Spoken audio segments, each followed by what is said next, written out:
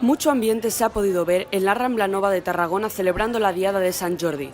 Este año se han instalado un total de 200 paradas. La mayoría estaban dedicadas a los principales protagonistas de este día, los libros y las rosas. Pero sin embargo, también han sido protagonistas todo un seguido de paradas dedicadas a los más necesitados.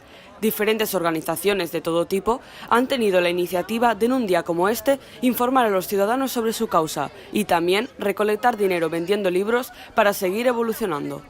Oxfam Intermón, no sé si conocéis esta ONG, una fundación que trabaja para erradicar la desigualdad en el mundo y luchar contra la pobreza.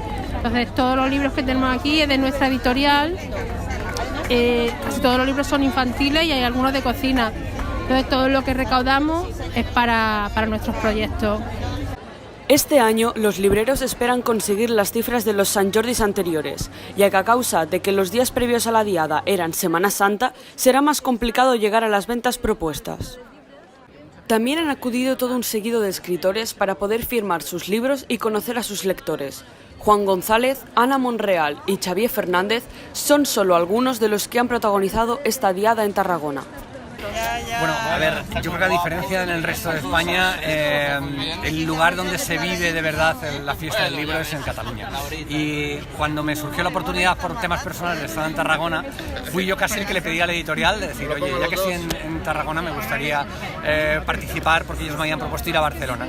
Y bueno, es una maravilla el ambiente, que una fiesta se centre en regalar rosas y libros.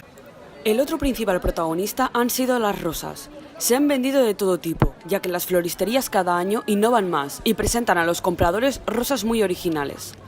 Bueno, és el dia de la rosa i el que fa especial aquest dia no, és veure tant de moviment a la gent. No? Tarragona és un dia superespecial perquè tot aquest feiner té aquest encant, no? Que surts a buscar la rosa, el llibre, i per nosaltres, clar, no només avui, sinó tota la setmana abans, que enguany se'ns ha ajuntat amb Setmana Santa, que també hem tingut molta feina, doncs és també preparar, buscar roses noves.